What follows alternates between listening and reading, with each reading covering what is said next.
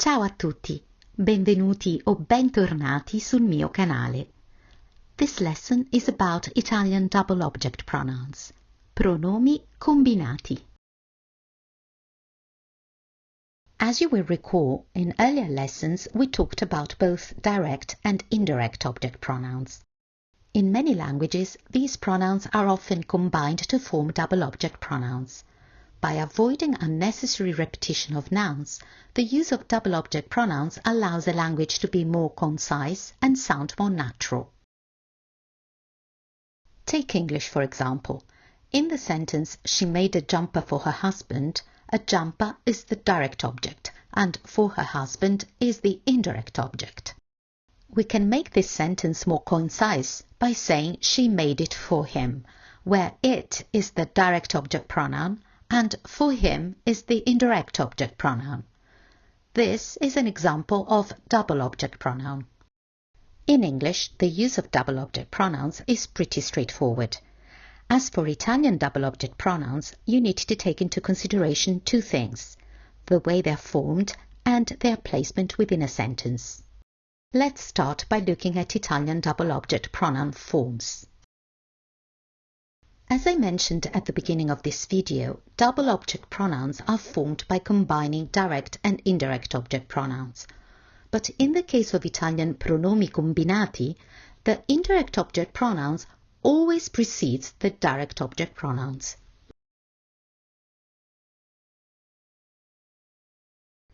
The indirect object pronouns we use to form Italian double object pronouns are mi, ti, ci, vi, gli, le, and fumo le.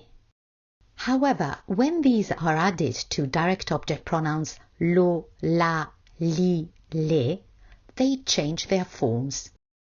Mi, ti, ci, and vi change their final e into e and become me, te, ce, ve, whereas gli, le, and fumo le change their form into lie. Let's look at all the possible double object pronouns combinations.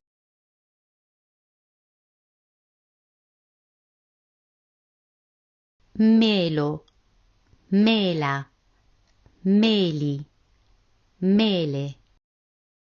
Telo, tela, teli, tele. Ielo, iela, ieli, iele. Cielo, cela, celi, cele. Velo, vela, veli, vele. All Italian double object pronouns consist of two-word pairs except for those formed with indirect object pronouns gli, le, and fumo le plus direct object pronouns.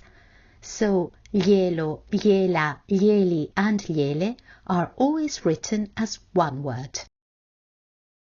Let's now move on to the placement and use of these pronouns.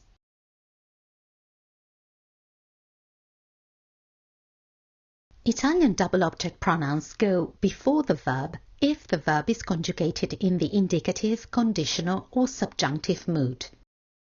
Here are some examples. Indicative. Mando un invito a Sara. To rewrite this sentence using double object pronouns, we must first identify the correct object pronouns. Un invito is direct object, so the corresponding pronoun is direct object pronoun lo. A Sara, on the other hand, is the indirect object, so the corresponding pronoun is indirect object pronoun le. We have seen that le plus lo gives double object pronoun glielo, so the sentence can be rewritten as glielo mando. Conditional. Manderei un invito a Sara. Glielo manderei. Subjunctive. E se mandassi un invito a Sara? E se glielo mandassi? Italian double object pronouns go after the verb if the verb is an infinitive, a gerund, or an affirmative imperative. In these cases, they join the verb to form one word. Here are some examples. Infinitive. Mandare un invito a Sara? Mai. Mandarglielo? Mai. Exceptions. When the infinitive is preceded by a modal verb such as potere, volere, dovere, etc., the double object pronoun can either be attached at the end of the infinitive or placed before the modal verb, as in the following example. Devo mandare un invito a Sara. Devo mandarglielo. Glielo devo mandare. Gerund. Mandando un invito a Sara la farò contenta. Mandandoglielo la farò contenta. Exceptions.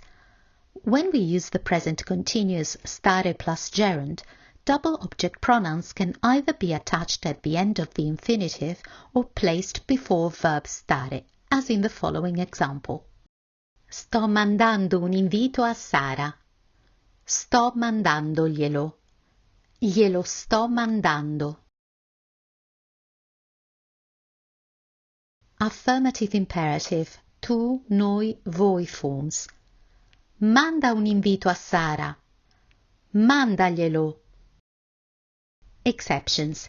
In case of negative imperative, tu, noi, voi forms, double object pronouns can either be attached at the end of the infinitive or placed before the infinitive, as in the following example.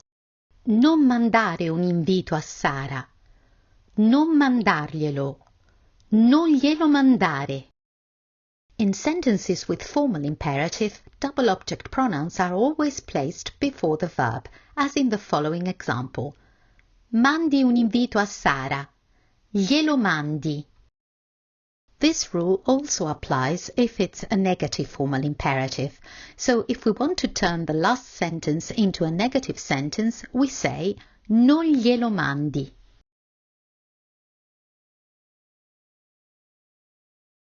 One last thing worth mentioning is the use of Italian double object pronouns with compound tenses, in this specific case with Passato Prossimo.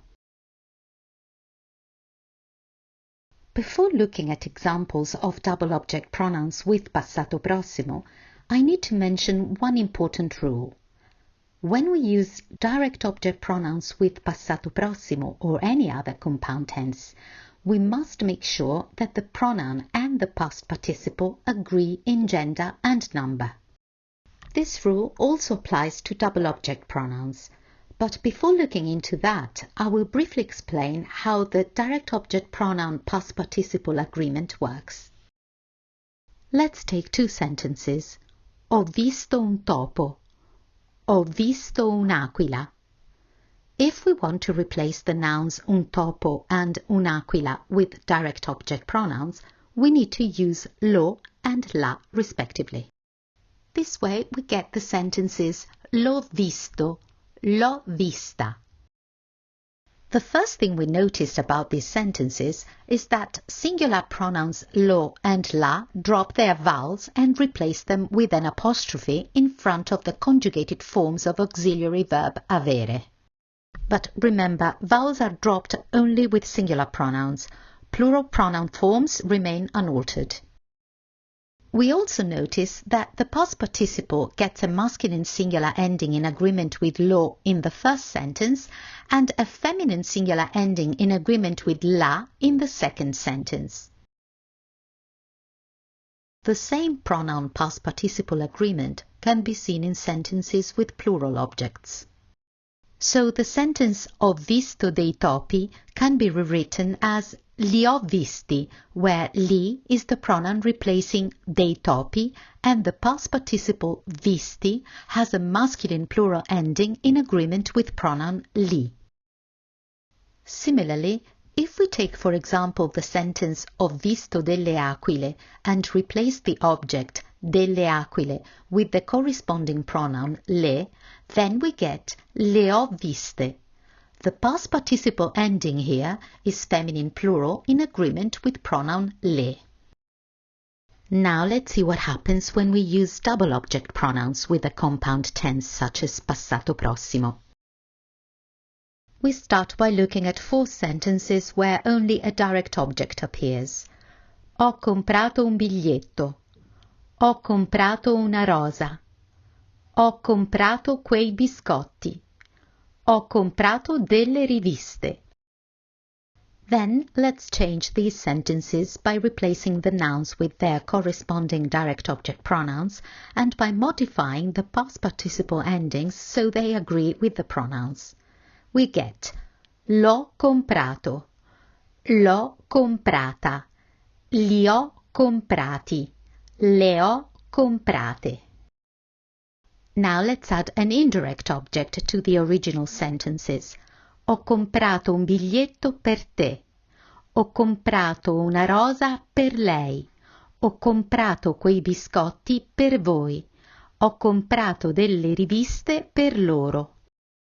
This time, if we want to rewrite these sentences using pronouns, we need to combine indirect object pronouns with direct object pronouns. In other words, we need to use double object pronouns. This way we get te l'ho comprato, gliel'ho comprata, ve li ho comprati, gliele ho comprate. All these sentences display a pronoun past participle agreement. Let's look at a few more sentences with Italian double object pronouns. Mi dà 2 pompelmi? Glieli do subito.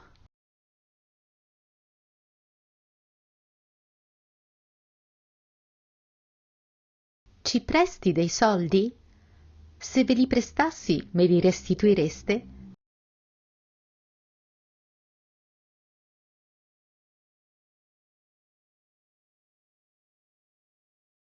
Dammi quella penna. Dammela. Ti ho detto di darmela.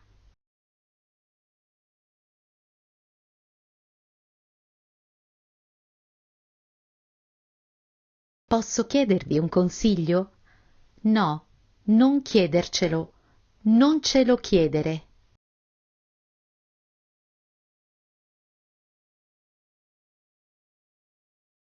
Vuole tagliare i capelli corti?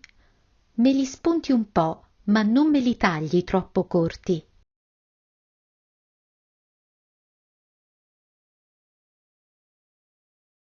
Voi conoscete Luca? Ce lo potete presentare? Lo conosciamo, ma non vogliamo presentarvelo.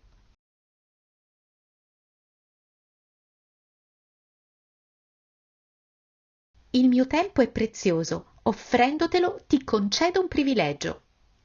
Ma quanto sei modesta!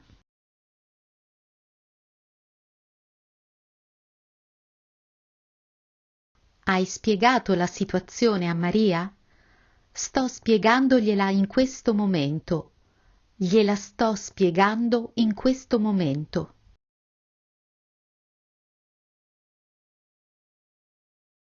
Ho dimenticato di dare le chiavi di casa ai vicini. Non preoccuparti, gliele ho già date io. That's all for this lesson.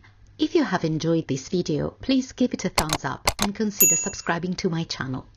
Grazie, arrivederci alla prossima lezione.